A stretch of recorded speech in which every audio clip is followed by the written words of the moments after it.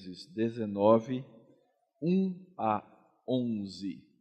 Diz assim a palavra do Senhor. Ao anoitecer, vieram os 2 anjos a Sodoma, a cuja entrada estava Ló assentado. Este, quando os viu, levantou-se e, indo ao seu encontro, prostrou-se, rosto em terra. E disse-lhes: Eis agora, meus senhores, vinde para a casa do vosso servo, pernoitai nela e lavai os pés. Levantar-vos-ei de madrugada e seguireis o vosso caminho. Responderam eles: Não, passaremos a noite na praça. Instou-lhes muito, e foram e entraram em casa dele. Deu-lhes um banquete, fez assar uns pães asmos, e eles comeram. Mas antes que se deitassem, os homens daquela cidade cercaram a casa. Os homens de Sodoma, tanto os moços como os velhos, sim, todo o povo de todos os lados. E chamaram por Ló e lhe disseram: Onde estão os homens que à noitinha entraram na tua casa? Traze-os fora a nós, para que abusemos deles. Saiu-lhes então Ló à porta, fechou-a após si e disse-lhes: Rogo-vos, meus irmãos, que não façais mal. Tenho 2 filhas virgens, eu vou-las trarei, tratai-as como vos parecer. Porém, nada façais a esses homens, porquanto se acham sob a proteção do meu teto. Eles, porém, disseram: Retira-te daí. E acrescentaram: Só ele é estrangeiro, veio morar entre nós e pretende ser juiz de tudo? A ti, pois, faremos pior que a eles. E arremessaram-se contra o homem e contra Ló e se chegaram para arrombar a porta. Porém, os homens, estendendo a mão, fizeram entrar Ló e fecharam a porta e feriram de cegueira aos que estavam fora, desde o menor até o maior, de modo que se cansaram à procura da porta. Vamos orar? Nós rogamos a Deus agora a iluminação do Teu Espírito Santo, nos dando compreensão da Tua palavra.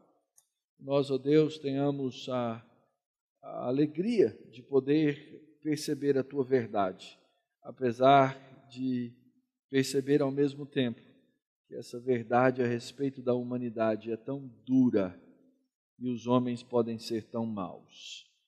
Peço, Deus, que nossos corações sejam confrontados e confortados pelo Senhor, pela Tua palavra. E que as palavras dos meus lábios e o meditar do meu coração sejam agradáveis na Tua presença, Senhor meu, rocha minha, Redentor meu.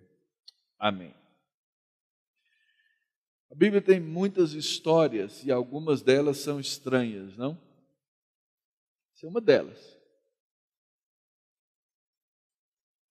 2 homens chegam numa cidade, o homem Ló diz: venha para minha casa, e ele já sabia do que aconteceria, sabia que se aqueles homens ficassem na praça seriam abusados, porque era costume. O estrangeiro naquela época não tinha passaporte, não tinha acordo, o estrangeiro era alguém sem proteção. Os que eram da cidade, as famílias protegiam uns aos outros, mas quem era de fora não tinha proteção. Por isso que a verdadeira religião na Bíblia é cuidar de quem? Do órfão, da viúva e do estrangeiro. É aqueles que não têm ninguém para protegê-los. Então, eles chegaram lá, Ló os insta a entrar na casa, venham dormir aqui. Eles entram, depois de dizer não, resolveram entrar, Ló insistiu, eles vão para a casa de Ló e acontece essa história que nós acabamos de ler.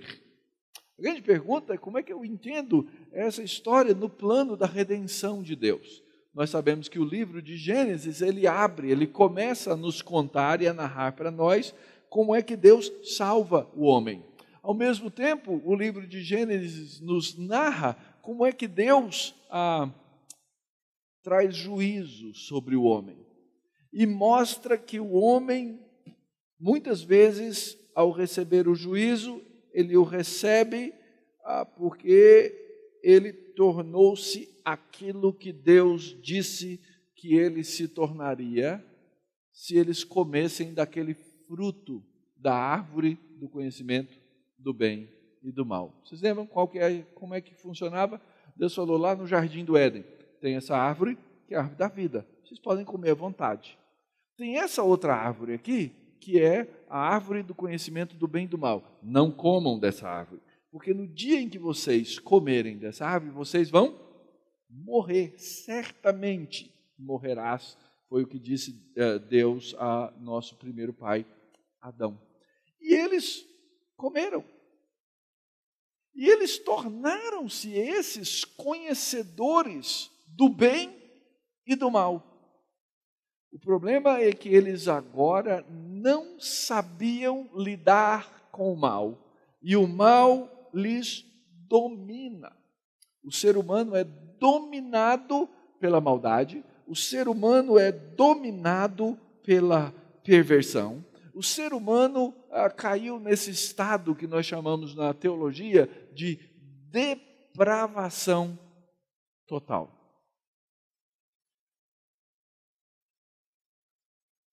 Eu vou dar uma notícia ruim para vocês aqui. O estado da depravação total é para todos. Inclusive para você. Não há um ser humano que escape desse estado. Às vezes a gente lê uma história dessa na Bíblia e fala assim, esses eram caras maus mesmo, hein? Eu não sou ruim assim. Você só não é ruim assim porque você não teve a oportunidade de mostrar o potencial da sua própria depravação.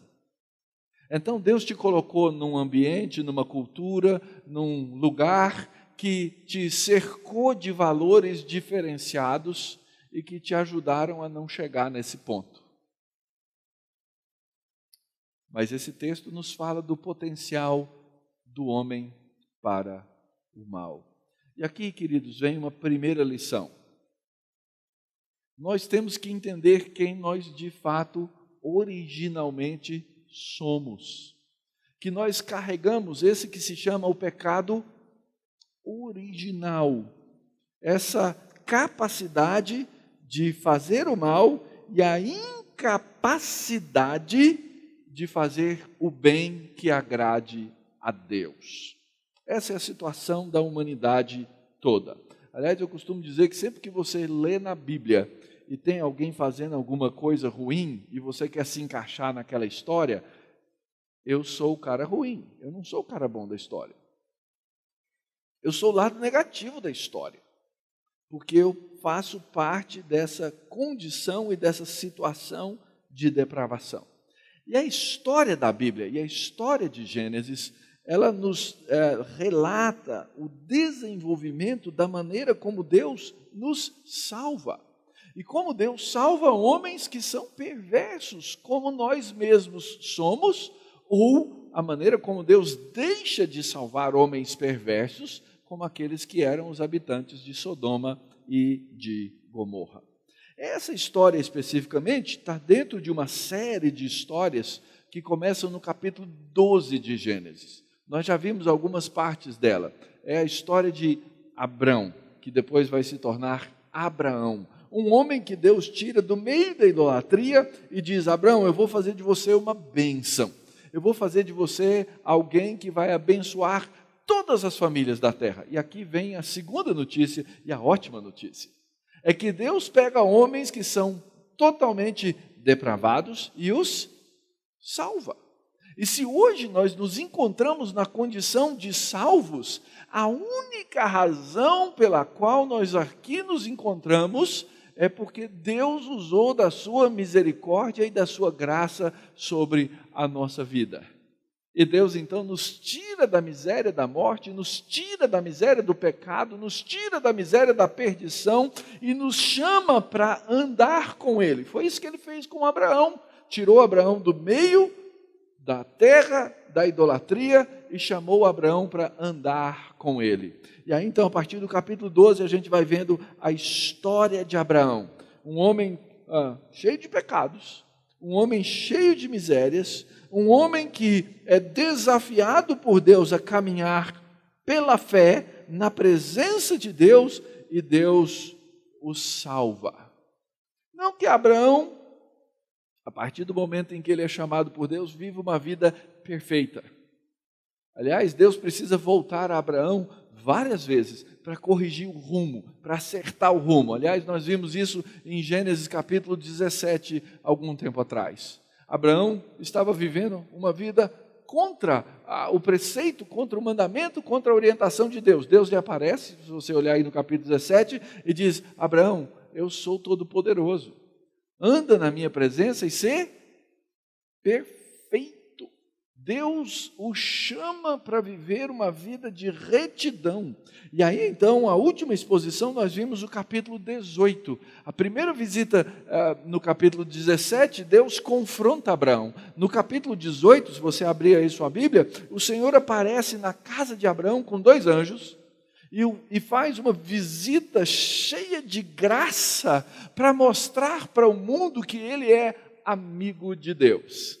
Porque é assim que o amigo faz. Ele vai até a casa dele, ele firma uma aliança com Abraão, e essa aliança é uma aliança de justiça, na qual ele faz com que Abraão seja um intercessor. Aliás, é muito interessante no capítulo 18 aqui de Gênesis, porque Deus anuncia no capítulo 18, se você olhar na sua Bíblia, a partir do verso 16, que naquela visita, junto com os 2 anjos, ele diz assim: eu vou trazer juízo sobre a cidade de Sodoma e Gomorra. Mas Abraão é meu amigo, então eu não vou deixar de anunciar para ele o que vai acontecer. E Abraão se torna um intercessor, porque ele começa a perguntar: Senhor, se tiver 50 justos na cidade, o Senhor perdoa? E ele vai até 10, Senhor, se tiver 10 justos, o Senhor perdoa? Deus fala: sim, Abraão, eu vou salvar os 10 justos. Só que Deus não encontra na cidade nem um justo, a não ser aquele que ele vai declarar justo nessa nossa história, que é esse homem que é sobrinho de Abraão e que se chama Ló. Então, quando você lê os 2 capítulos, o capítulo 18 e o capítulo 19, você encontra vários contrastes entre as 2 histórias. Por exemplo, Deus visita Abraão na casa dele, um homem que vivia no campo, ele vivia na tenda. E Deus visita Sodoma. Quando Deus visita Abraão, ele vem para trazer boas notícias para Abraão. Quando ele visita Sodoma, ele vem para trazer más notícias. E você vai vendo esses contrastes se desenvolverem aí ao longo desse texto. E a primeira coisa, então, é que nós vemos que há mal no homem que não é redimido. Mal que não é redimido. Os 2 anjos que fizeram a visita junto com o Senhor na casa de Abraão, agora chegam na cidade. Ló era sobrinho de Abraão, tinha feito uma escolha lá atrás na sua vida. Vocês lembram dessa história? O que aconteceu é que Deus deu prosperidade para Ló e deu prosperidade para Abraão. Chegou um ponto que os pastores das ovelhas dos 2 começaram a brigar, começou a dar confusão, e Abraão disse: eu vou precisar me separar. Eles foram até um ponto, e Abraão, na sua bondade, disse: Ló, escolhe o lugar que você quer ir viver. Pode fazer a sua escolha, eu vou para o outro lado. Ló encordou o olho, olhou para as campinas verdinhas e disse: eu quero ir para esse lugar aqui. Vai ser muito melhor para mim, vai ser muito melhor para as minhas ovelhas, vai ser muito melhor para os meus pastores, eu vou para cá. Imagina a cara do tio dele, que foi quem trouxe ele, quem o enriqueceu ao longo da história. Triste, né? Deus vira-se para Abraão e fala assim: Abraão, não se preocupe. porque eu vou te abençoar aonde você caminhar, aonde você for. E é interessante, a escolha de Ló de ir para aquela campina fez com que Ló acabasse morando e vivendo nessa cidade. Ló separou-se do seu tio e foi morar no meio da perversão. Não só isso, ele se torna um homem de influência naquela cidade. Ele era um estrangeiro, mas era um estrangeiro influente por causa da sua riqueza. E aí então Ló se torna um líder no meio de um povo perverso.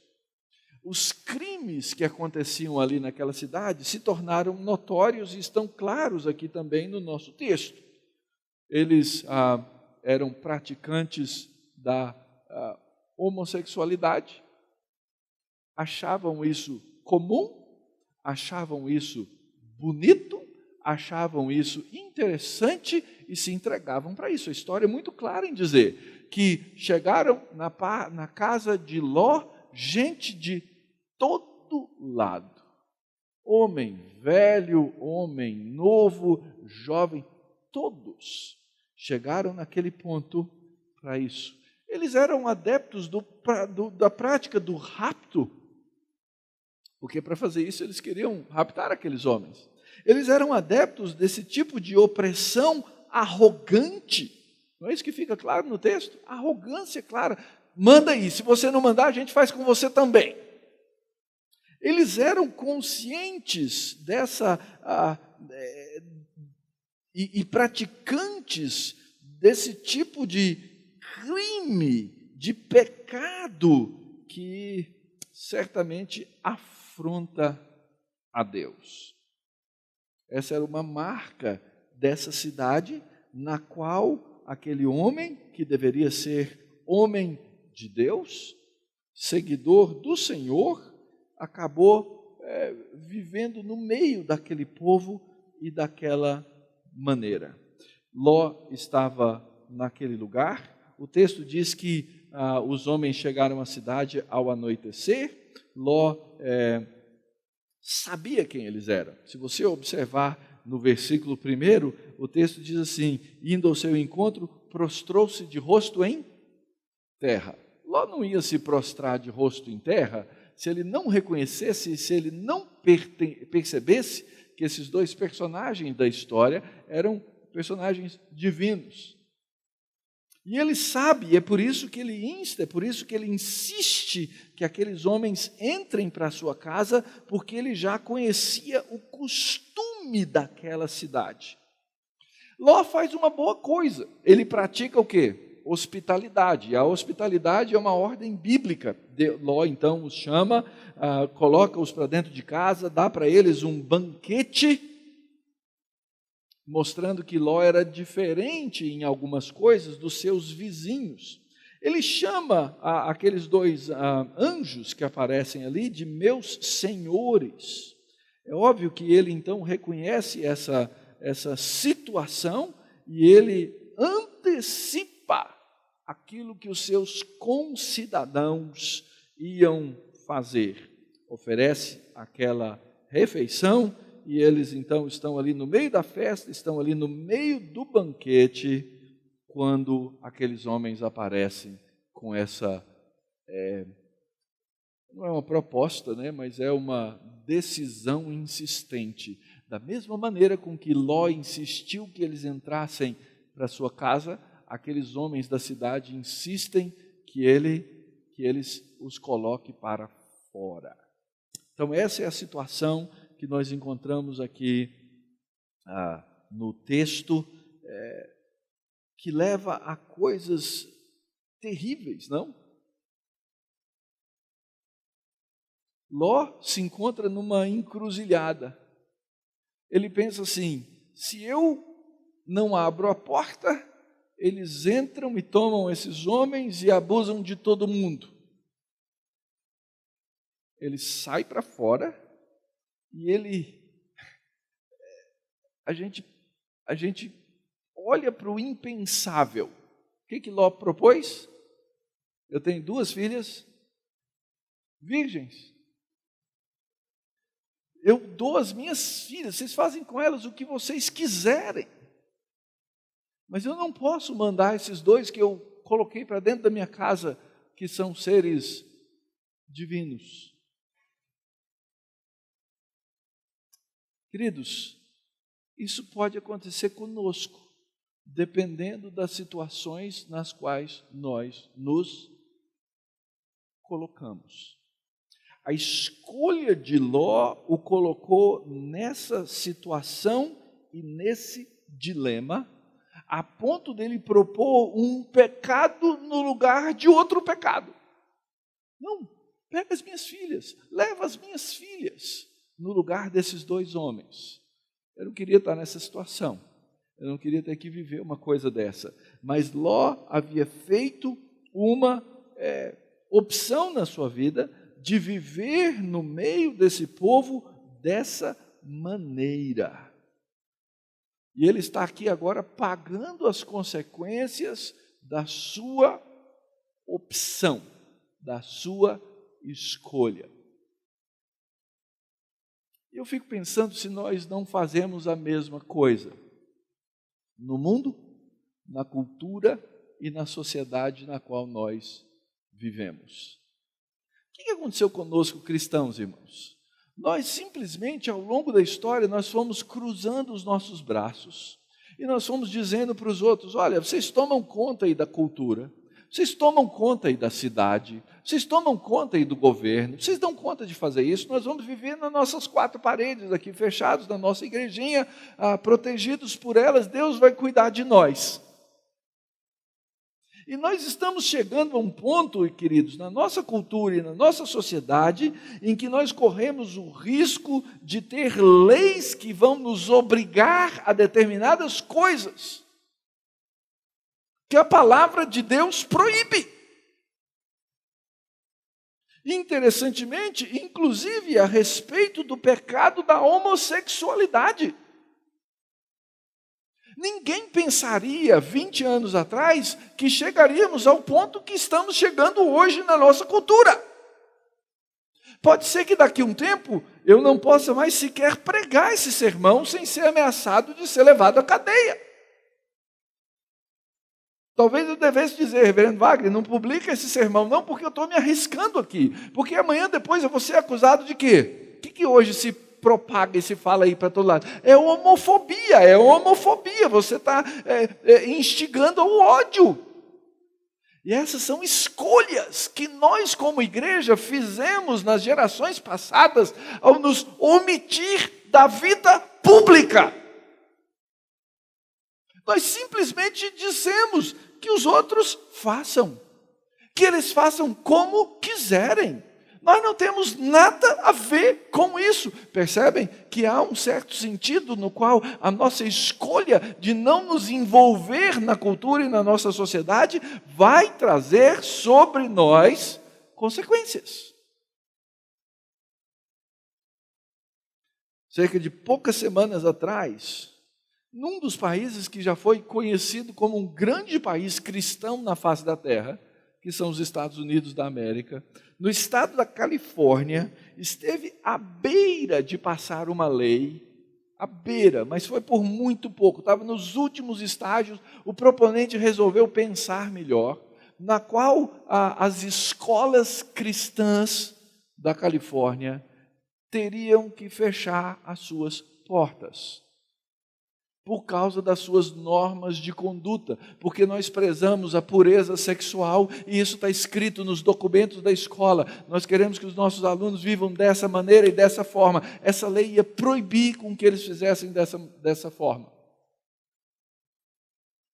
As nossas escolhas, quando nós resolvemos viver numa cultura que promove a impiedade, trarão consequências sobre a nossa vida.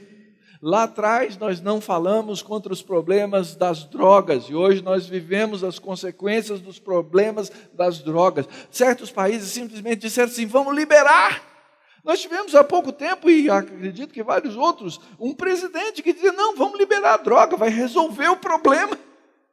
Querem resolver iniquidade com iniquidade, resolver pecado com pecado. São escolhas sociais que nós, sendo parte da sociedade, sendo parte da cultura, nós fazemos. Não adianta dizer assim, não, eu não votei. Não adianta dizer assim, não, eu não sou parte. Não, você é um cidadão desse país. Você faz parte dessa cultura. Você faz parte desse povo. E você vai sofrer as consequências daquilo que esse país, essa cultura e esse povo fizerem. As escolhas de Ló recaíram sobre a cabeça de Ló, a ponto dele resolver ou tentar resolver um pecado com outro pecado. É isso que acontece quando nós não fazemos aquilo que temos que fazer. Isso é o pecado não redimido. Mas a história continua. E nós vamos ler então agora mais uma seção do texto que começa no verso 12. O texto diz assim no verso 12 até o verso 22. Então disseram os homens a Ló: tens aqui alguém mais dos teus? Os dois homens que estavam dentro da casa de Ló. Genro e teus filhos e tuas filhas, todos quantos têm na cidade, faze-os sair desse lugar. Pois vamos destruir esse lugar, porque o seu clamor se tem aumentado, chegando até a presença do Senhor, e o Senhor nos enviou para destruí-lo. Então saiu Ló e falou a seus genros, aos que estavam para casar com suas filhas, e disse-lhes: levantai-vos, saí desse lugar, porque o Senhor há de destruir a cidade. A reação. Acharam, porém, que ele gracejava com eles. Parece que o sogro estava fazendo uma piadinha. Verso 15. Ao amanhecer, apertaram os anjos com Ló, dizendo: levanta-te, toma tua mulher e tuas duas filhas, que aqui se encontram, para que não pereças no castigo da cidade. Como, porém, se demorasse, pegaram-no os homens pela mão, a ele, a sua mulher, as suas filhas, sendo-lhe o Senhor misericordioso, e o tiraram e puseram para fora da cidade. Havendo-os levado fora, disse um deles: livra-te, salva a tua vida, não olhes para trás, não pares em toda a campina, foge para o monte, para que não pereças. E Ló respondeu: assim não, senhor meu. Eu vivo nessa cidade, eu fiz essa escolha, agora o senhor quer que eu vá morar no mato?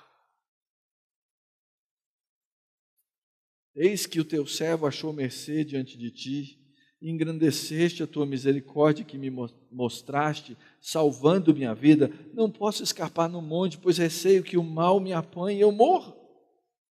Eis aí uma cidade perto, para a qual eu posso fugir, é pequena. Permite que eu fuja para lá.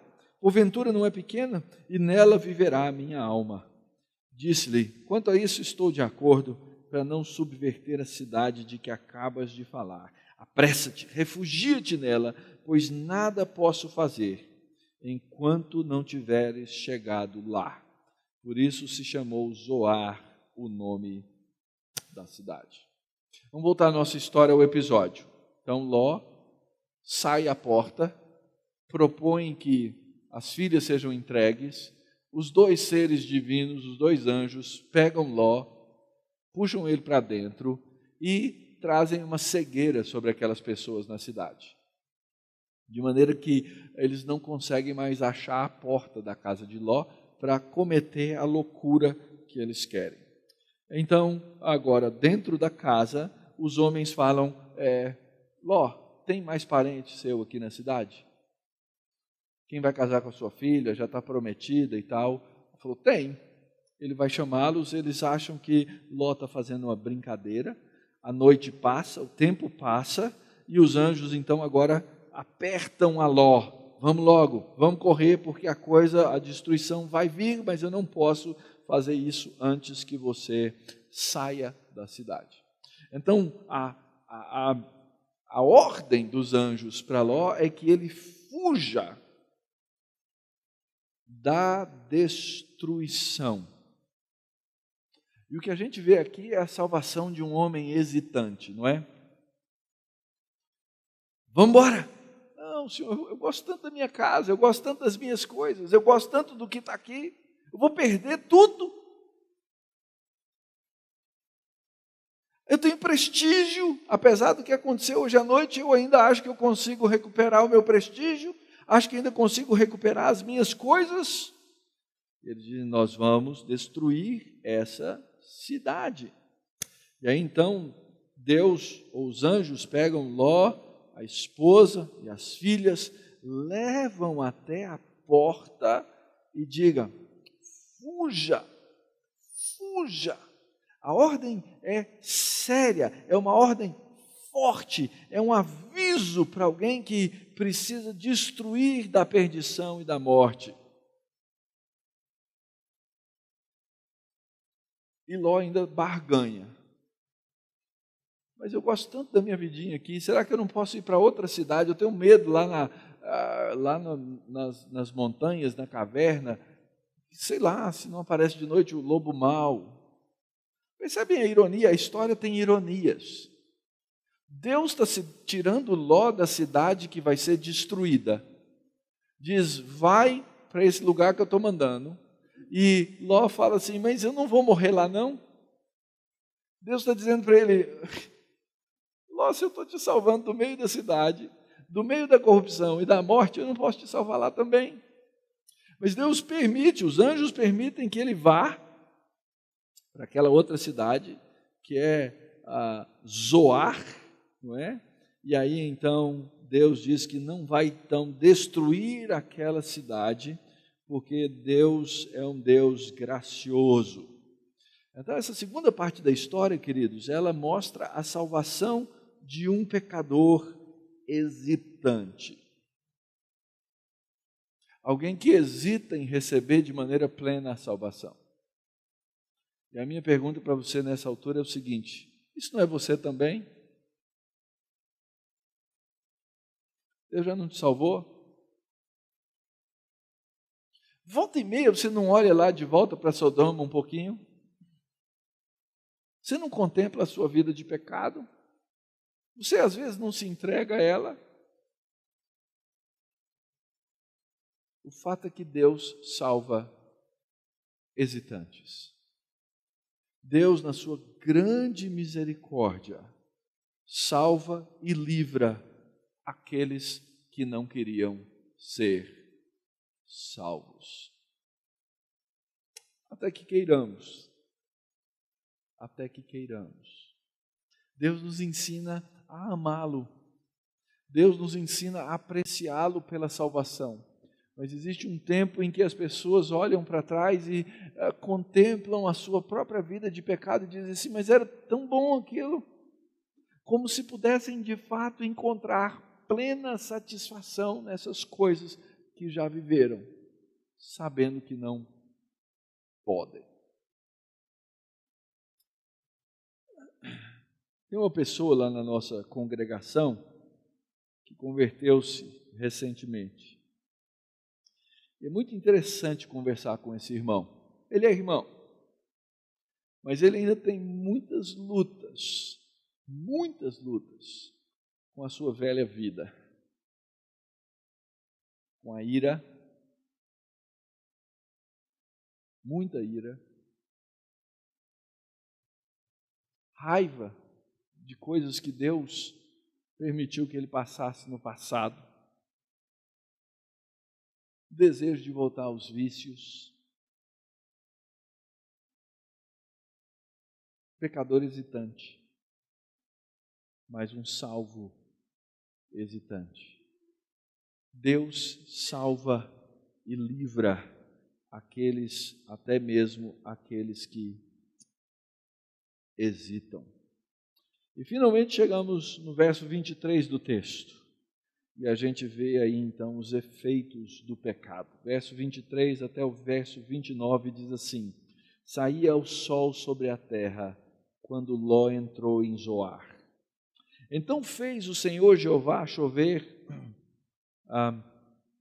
enxofre e fogo da parte do Senhor sobre Sodoma e Gomorra, e subverteu aquelas cidades e toda Campina e todos os moradores das cidades e o que nascia na terra. E a mulher de Ló olhou para trás e converteu-se numa estátua de sal. Tendo-se levantado Abrão de madrugada, foi para o lugar onde estivera na presença do Senhor, olhou para Sodoma e Gomorra e para toda a terra da Campina e viu que da terra subia fumaça como a fumarada de uma fornalha. Ao tempo que destruía as cidades da Campina, lembrou-se Deus de Abraão e tirou a Ló do meio das ruínas, quando subverteu as cidades em que Ló habitara. Esses são os efeitos do juízo, irmãos. Nós não podemos esquecer que lá no comecinho, Deus disse que se o homem pervertesse o seu caminho diante de Deus, ele receberia de Deus juízo. E o que nós vemos aqui é o juízo de Deus e os efeitos desse juízo. Lembra que Deus disse lá para Abraão: Abraão, por tua causa maldita é a Adão, por tua causa maldita é a terra. Isso é um efeito daquilo. Deus traz sobre os hesitantes, sobre a terra, sobre aqueles homens, sobre aquelas mulheres, o resultado do seu pecado. E o lugar onde ficavam essas cidades, hoje nós conhecemos como um deserto de sal. É lá onde fica o Mar Morto. É ali onde a gente encontra todo esse enxofre, que é um lugar de esterilidade, um lugar de desolação tremenda. E o texto então volta-se para enxergar a perspectiva de Abraão, não é? Verso 27, Abraão se levantou de madrugada, olhou para o fim da campina, e aquela campina, aonde Ló disse, eu quero morar lá, agora Abraão, do mesmo lugar, olha para a campina e vê que aquele lugar sofreu com fogo e enxofre. Deus literalmente queimou, queridos, aquele lugar, por causa dos efeitos do pecado do homem. Mas Deus, ao mesmo tempo, manifesta a sua misericórdia. Quando Abraão olha aquela cena de destruição, ele é lembrado, e o texto nos lembra, que Deus é um Deus justo, que Deus é um Deus misericordioso, que Deus é um Deus que, quando Ele faz uma promessa, Ele cumpre a promessa. É por isso que o texto diz, e Ele então lembrou. Ele lembrou da promessa de Deus, Ele lembrou dessa justiça de Deus, Ele lembrou dessa misericórdia de Deus. E essas são então, queridos, as lições que temos a aprender nessa parte desse capítulo. Nós vivemos num mundo caído. Nós somos parte de uma raça caída. Nós temos o mesmo potencial que essa cidade tinha. Aliás, eu me lembro de um filme que acho que é da década de 80, que se chamava Rio Babilônia. Não vá assistir. Porque é mostrando como a cidade se torna um lugar de perversão. Como a cidade se torna um lugar de morte. Como a cidade se torna, quando ela perde a presença do povo de Deus, da graça de Deus, ela se torna um lugar no qual o juízo de Deus vai se manifestar. Mas ainda que haja essa situação do homem, o fato é que nós podemos ser salvos. E se a nossa cultura, a nossa sociedade caminha, quem sabe, para voltar àquele ponto de Sodoma e Gomorra, no qual a homossexualidade era exaltada como boa, como uma virtude na qual os homens podiam fazer o que quisessem, nós precisamos lembrar que isso é apenas um sinal da miséria do homem que nega a verdade de Deus. Leia a sua Bíblia em Romanos capítulo 1 e você vai entender isso. O que está acontecendo na nossa cultura, o que está acontecendo na nossa cidade, é Deus entregando o homem à sua própria perversão. Isso não significa que eu não deva me levantar, aliás, muito pelo contrário, isso significa que eu tenho que me levantar e levantar a minha voz enquanto ainda é possível. Quem sabe como Abraão, o intercessor, que disse: Senhor, se tiver 50 justos, o Senhor salva, se tiver 45, o Senhor salva. Esse é o papel da igreja, irmãos. Nós temos que ser esses proclamadores da justiça e da misericórdia de Deus, como profetas de Deus no meio de uma cultura que se destrói. Mas nós temos que falar a verdade, falar do padrão da justiça e falar do padrão do juízo de Deus. E por último, nós precisamos nos lembrar que as nossas escolhas têm consequências. E geralmente nós temos a tendência, por causa do pecado, de fazer as nossas escolhas pelos nossos olhos. Lembra quando Abraão falou: Ló, escolhe para onde você quer ir? Ele disse assim: vou para esse lugar que a campina está bem verdinha. Aliás, o pecado dos nossos pais se deu pelo quê? Pelas escolhas dos olhos, e vendo o fruto, que era o quê? Desejável para se comer. Foi uma escolha dos olhos. E o que Deus requer de mim, o que Deus requer de nós, é que nós façamos a escolha da fé.